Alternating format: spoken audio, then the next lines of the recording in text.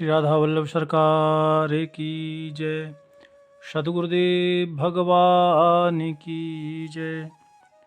ना गुरुरधिकं तत्त्वं ना गुरुरधिकं तपः ना गुरुरधिकं ज्ञानं तस्मै श्री गुरुवे नमः।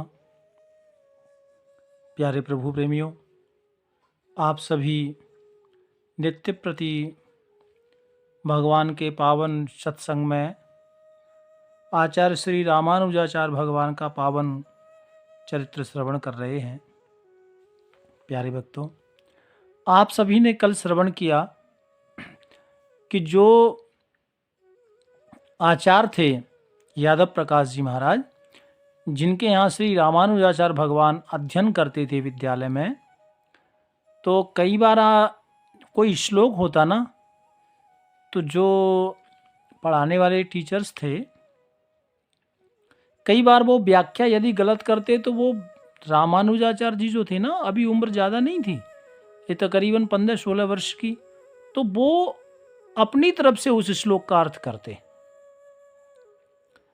प्यारे भक्तों, अब वो बात गुरुजी को पसंद नहीं आई, तो आपने देखा कि उन्हें गंगा स्नान के बहाने जंगल में भेजा।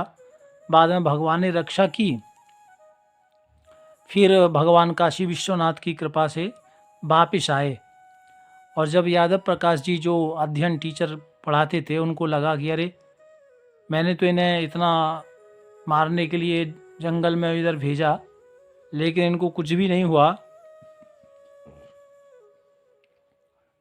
तो लज्जित होकर वापस कहा कि अब तुम रोज विद्यालय में दोबारा अध्ययन के लिए आया करो। प्यारे प्रभु प्रेमियों, पढ़ने का आग्रह किया, तब श्री रामानुजाचार्य भगवान पुनः पाठशाला में आने लगे। प्यारे भक्तों, जिस नगर के जहाँ ये विद्यालय था, तो वहीं एक बार घटना घटी। जो कांचीपुरी के राजा थे, वो कांचीपुरी के राजा की जो बेटी थी राजकुमारी, तो वो अचानक बीमार पड़ गई, और बीमार भी ऐसी कि वैद्यों की कोई दवा ना लगे, किसी तरह की कोई दवा काम ना करे। राजा बड़े परेशान, सब जगह सब कुछ दिखा लिया, लेकिन कुछ पता नहीं लगा। प्यारे भक्तों, बाद में किसी ने बताया कि ये कोई डॉक्टरों की बीमारी नहीं है, ये जो आपकी बेटी है ना, इसको कोई ऊपरी बाधा है। कई बार मैं कहता हूं कि जो बीमारियां होती हैं ना, ये 3 प्रकार की होती हैं: दैहिक, दैविक, भौतिक। डॉक्टरों की बीमारी, देवताओं यानी ग्रहों की बीमारी, और ये ऊपरी, जिसमें किसी ने बताया कि आपकी बेटी को कोई बीमारी नहीं है, ये बेटी को एक ब्रह्म राक्षस ने घेरा हुआ है, और ब्रह्म राक्षस की कोई बाधा इनके ऊपर है। राजा बड़े परेशान कि भाई, ब्रह्म राक्षस ने मेरी बेटी को अपने वश में किया है, या इनका साया है, और बेटी दिनादिन सूखती जा रही थी, लेकिन उस बाधा को कोई दूर ना कर पाए। बड़े बड़े लोगों ने उसमें अपना जोर लगाया, ताकत लगाई, लेकिन किसी भी प्रकार से वो बाधा दूर होती ही नहीं। प्यारे भक्तों, तब जो वहाँ के राजा थे कांचीपुरी के, उन्होंने सोचा कि जो हमारे स्कूल में जो गुरुजी हैं श्री यादव प्रकाश जी, क्योंकि वो तो विद्वान भी हैं और बहुत शक्तिशाली हैं, नाम जप करने वाले हैं, तो वो राजा यादव प्रकाश जी के पास गए, और बाद में उन्होंने अपने महल में उनको बुलवाया, और अपने बेटिया की जो समस्या थी वो जो श्री यादव प्रकाश जी महाराज के सामने रखी। कहा कि मेरी बेटी को ये ब्रह्म पिशाच है, तो आप इसका कोई इलाज करें, क्योंकि तुम्हारे मंत्र तंत्र से शायद ये चला जाए। प्यारे भक्तों, उन्होंने कहा ठीक है, ये बात ठीक है, मैं अपना प्रयास कर लेता हूँ। तो यादव प्रकाश जी ने खूब अपने जो भी मंत्र जानते थे, तंत्र किया जानते थे, वो सारी ताकत लगा ली, लेकिन वो बेटी बिल्कुल ठीक होने में नहीं आई। क्यों? क्योंकि जब वो इलाज कर रहे थे ना बिटिया का, यादव प्रकाश जी महाराज, तो उस वो बेटी के अंदर जो बैठे हुए ब्रह्म राक्षस था ना, तो उसने कहा कि मैं तुम्हारे तंत्र मंत्र से नहीं जाने वाला, तुम जैसे कीड़े मकोड़े कितने आए कितने चले गए, और तुम मुझे यहाँ से भगाओगे, तुम्हारी क्या हिम्मत। तो ब्रह्म प्रकाश जी एकदम चौंक गए, और तुम मुझे क्या भगाओगे? क्यों? क्योंकि तुम तो मुझसे भी अधम हो, मेरे से भी नीच हो। अरे मैं तो ब्राह्मण था, गायत्री मंत्र जपने वाला था, तो मैंने पूर्व जन्म में मुझसे कुछ त्रुटि हो गई, मैंने अशुद्ध मंत्र के उच्चारण से कोई जाप किया, कोई अनुष्ठान किया, तो वो अशुद्ध उच्चारण के जाप करने से मुझे ब्रह्म राक्षस बनना पड़ा। लेकिन तुम मुझे क्या भगाओगे? तुम्हारी क्या हिम्मत? तुम तो मुझसे भी गए बीते हो। क्यों? क्योंकि तुम तो पूर्व जन्म में तुम गौहर विष खोपड़ा थे। विष खोपड़ा एक कीड़ा होता है ना, जिसके अंदर बहुत सारे वो होते हैं, अपना विष खोपड़ा आप जानते होंगे। तो कहा कि आप तो विष खोपड़ा थे। अरे मैं तो कम से कम ब्राह्मण था, लेकिन मंत्र जाप गलत करने से मुझे ब्रह्म राक्षस बनना पड़ा। तुम्हारे तंत्र मंत्र काम आएंगे नहीं, मुझे भगा नहीं पाएंगे। और तुम तो विष खोपड़ा थे, कीड़े मकोड़े थे, लेकिन संत शीत प्रसादी से तुम्हारा ब्राह्म कुल में जन्म हुआ।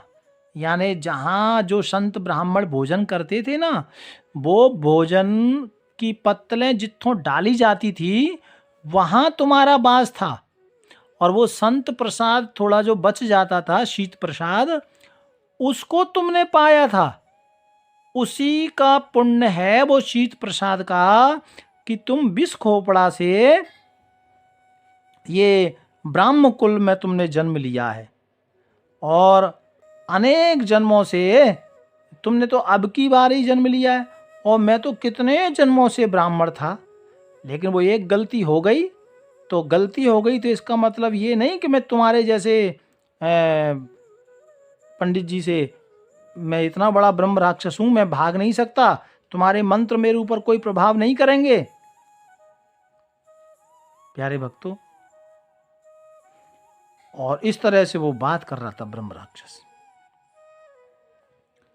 तो वो ब्राह्मण जो थे, श्री यादव प्रकाश जी उनका नाम था, तो उन्होंने कहा ठीक है भैया, ऐसी इतना तुम जानते हो, इतना सब कुछ बता रहे हो पहले जन्म की, तो फिर ये बताओ कि आप जाओगे कैसे?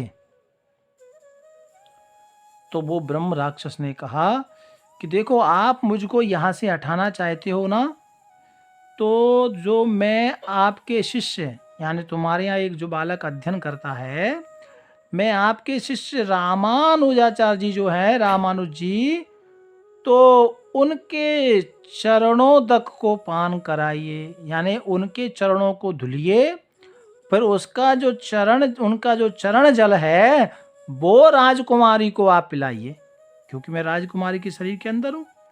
तो उसको पान कर कर जब राजकुमारी उसको पान करेंगी, तो मैं राजकुमारी को छोड़ दूंगा।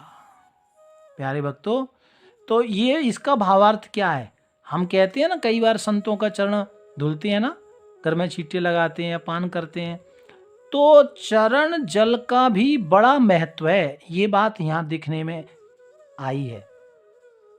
तो कहा, देखो, ब्रह्म राक्षस जैसे पिशाच ने अपने मुख से कहा कि मेरा उद्धार तो केवल रामानुज जी के चरणों जल से ही मेरा कल्याण होगा।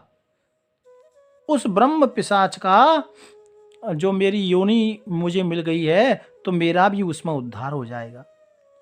जब ये बात राजा ने सुनी, और श्री यादव प्रकाश जी जो अध्ययन कराने वाले जो टीचर थे, गुरुजी थे, उन्होंने इस बात को सुना, तो श्री रामानुजाचार्य जी भगवान को बुलाया और चरण धोए और वो जल रानी को पिलाया, तो वो एकदम ठीक हो गई। तो और नाम हो गया रामानुज जी महाराज का। तो इस प्रसिद्धि से अब यादव प्रकाश जी जो थे ना, वो और उनको ईर्ष्या हो गई। बोले ये पढ़ाई में तो मुझे परेशान करता ही था, लेकिन अब इसमें इतनी पावर है कि ब्रह्म पिशाच जैसे राक्षस इसके चरण जल पीने मात्र से ठीक हो जाते हैं। तो प्यारे भक्तों, मन ही मन और ज्यादा चिढ़ने लगे। और एक दिन की घटना, जैसे पढ़ा रहे थे ना, तो सर्वम खलबिदम ब्रह्मा अद्वैत परक व्याख्या सुनकर श्री रामानुज जी ने भक्ति परक व्याख्या इसकी की, जिससे यादव प्रकाश जी नाराज हो गए और विद्यालय ना आने के लिए कह दिया। क्योंकि जब रामानुज जी महाराज को कुछ लगता ना, कोई शब्द अटपटा, तो स्वयं व्याख्या कर देते। और इस पर फिर गुरुजी नाराज हो गए, कहा अब तुम कल से नहीं आना। और आपको जो आज्ञा जो दी कि आप नहीं आना, लेकिन वो नहीं आना सुन कर के बैठे नहीं थे, अपने यहाँ रह करके भी शास्त्र का चिंतन करने लगे। और कांचीपुरी में कांचीपूर्ण जी के पास जाकर के प्रमाणोत्परांत श्री रामानुज जी ने कहा कि मैं सब प्रकार से आपके चरणों की शरण ग्रहण करने आया हूं। प्यारे भक्तों, अभी तो विद्यालय में पढ़ते थे, वहाँ एक और महापुरुष है ना, उनकी शरण में गए और कहा कि मैं आपकी शरण स्वीकार करता हूँ। तो कांचीपूर्ण जी ने कहा, जो वहाँ एक स्वामी थे, प्यारे भक्तों, कि मैं तुम्हारी भक्ति से और भगवान की जो तुम भक्ति करते हो इससे बहुत प्रसन्न हूँ।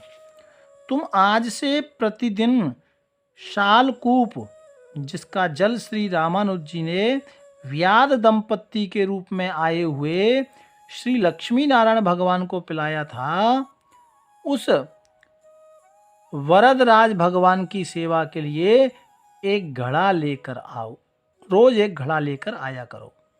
यानी जो मैंने अभी आपको सुनाया था ना कल, कि जब वन में भटक गए थे, स्वयं भगवान ही ने रास्ता दिखाया था।